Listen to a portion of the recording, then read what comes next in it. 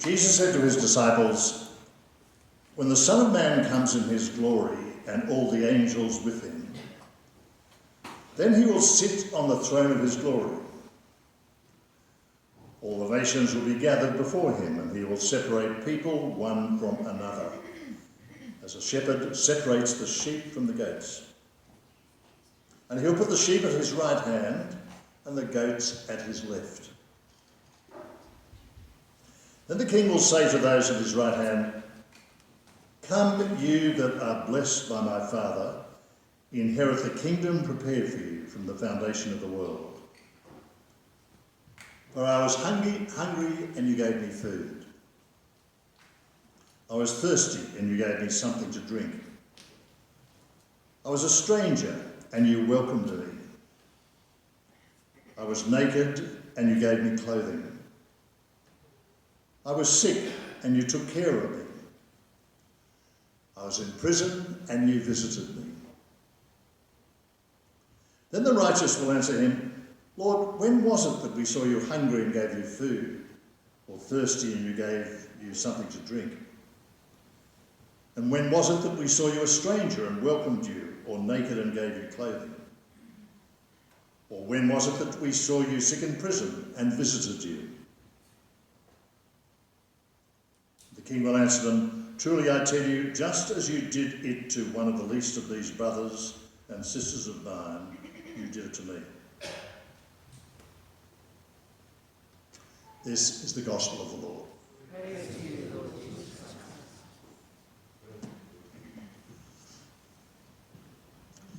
I've just been having a little talk to James, who's been baptised, and I wasn't sure whether James was going to preach or not. What do you reckon, James? No, okay, right. To Penelope and Catherine, who have received their first communion, I've got a very boring adult sermon here. Sorry about that. I should have prepared something specially for you because it's quite a day. But be patient with me, and we'll offer you your communion in a few minutes. Because this gospel is a really grown-up gospel. It's a really adult gospel. And at times it seems crystal clear what it's about. The phrases are very familiar to us. I was hungry and you gave me food. I was thirsty and you gave me drink.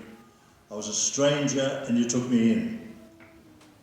I was naked and you clothed me. I was in prison and you visited me. So it's pretty clear, doesn't it, that the gospel is asking us to be compassionate people, to see something outside our own ego, if you like, our own particular needs to people around us. But I think the gospel has a sort of a level deeper than that, which I'm going to try to explain to you. It really is a level of who Jesus is. And sometimes that's a very, very contested question.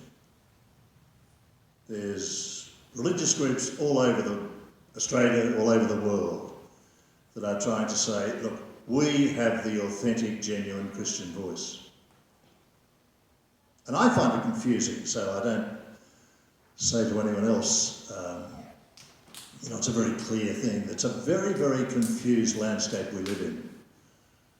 From, highly evangelical churches to little household churches, to the big media people, to the assemblies of God, and etc., etc., etc. Even among Catholic churches, from one parish to another, you'll get sort of different ideas about who Jesus really was.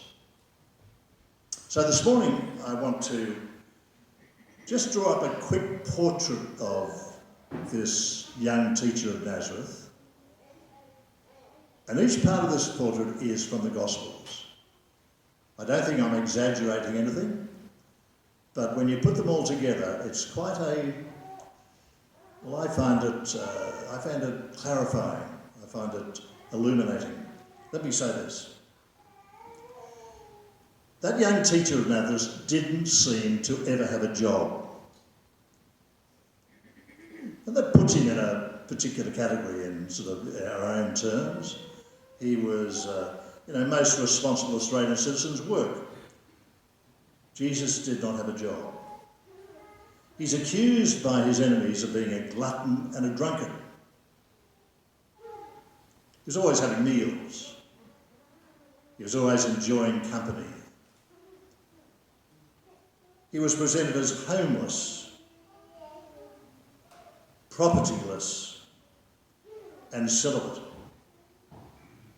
Now, each of those is pretty unusual today, but it was certainly unusual then.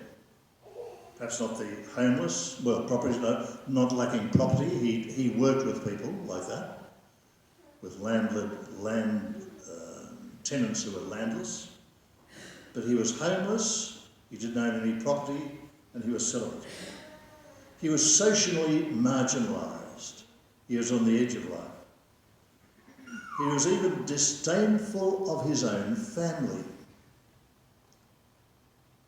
Now that challenges a bit us, but Mary came along to him one day with his family and asked to see him, and he said, "You are my brothers and sisters and family."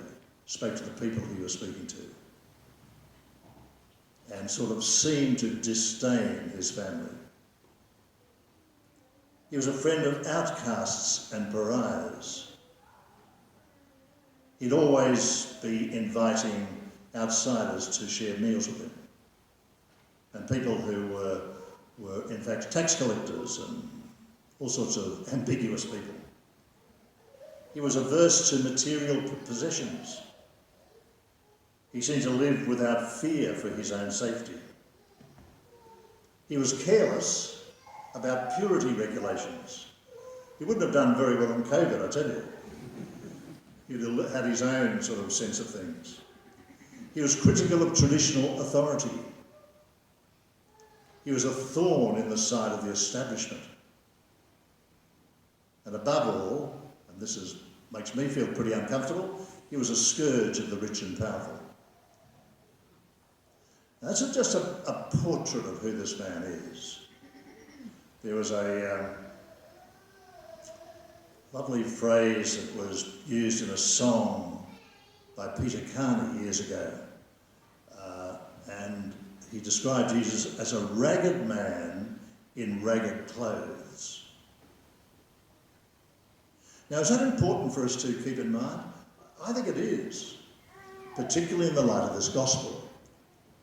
Jesus is not saying, listen, we've got it all together, we go out and be kind to the hungry and kind to the thirsty and kind to the people in prisons. He's really saying, that's where I am. This transcends compassion and nice sort of thinking. It's really a statement of who Jesus is. And just to repeat myself, that's a very contested question in the community, in the land into which we're living, and particularly in countries in the West. The words of the gospel take on a different slant when we take this story seriously. Let me give you an example. Years ago, about 20, 25 years ago, that cartoonist Michael Leunig.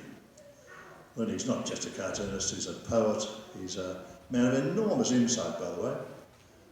I had the pleasure of meeting him about 2 years ago, and the first thing he brought up with me when he found I was a priest, he said, about 20 years ago I put out a cartoon in a paper of Jesus, Mary and Joseph in a bus shelter.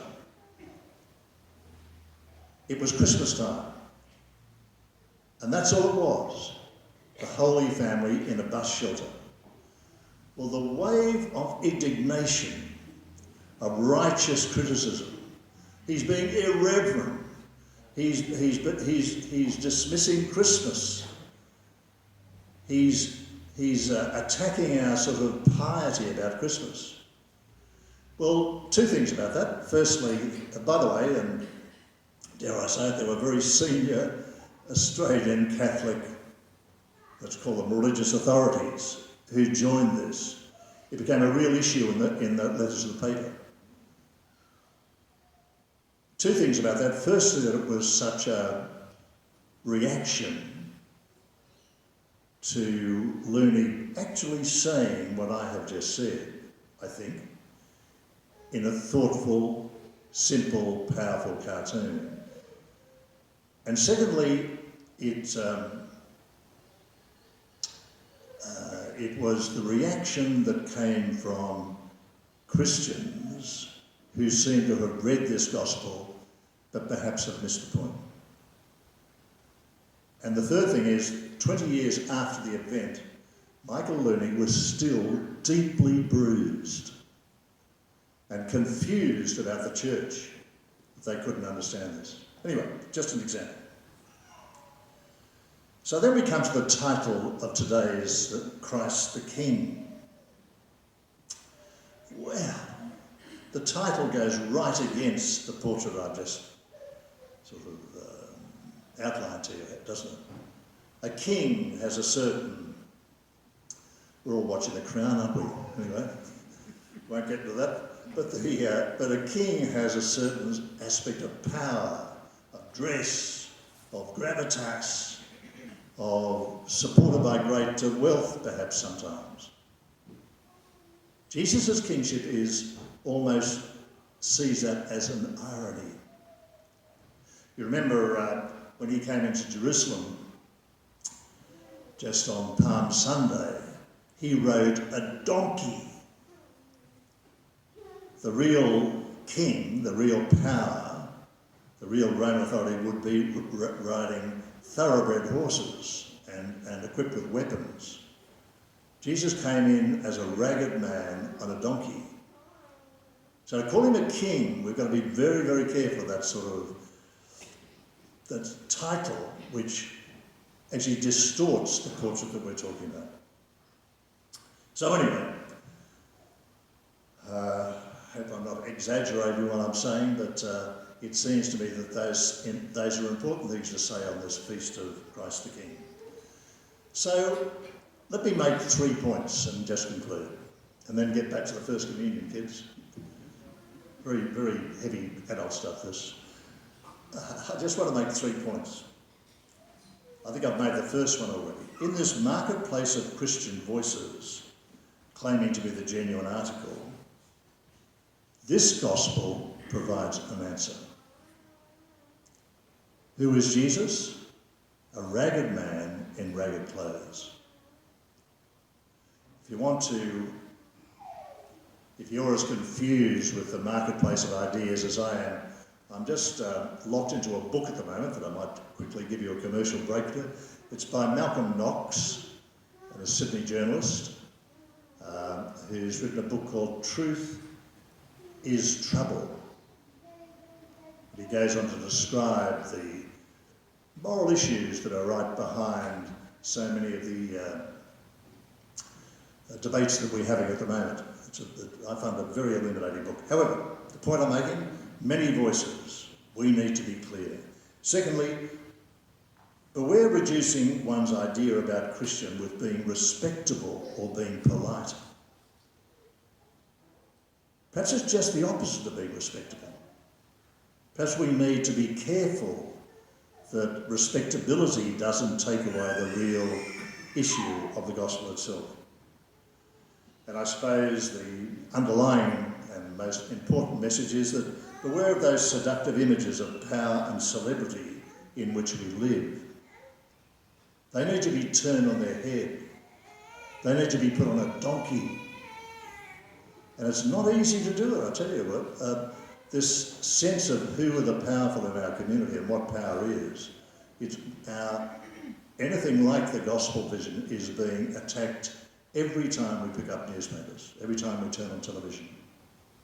So we Christians need to somersault those ideas and begin to understand fundamentally the image that is left to us of Jesus in the Gospels.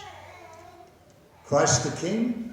Sure, but don't miss the irony of it.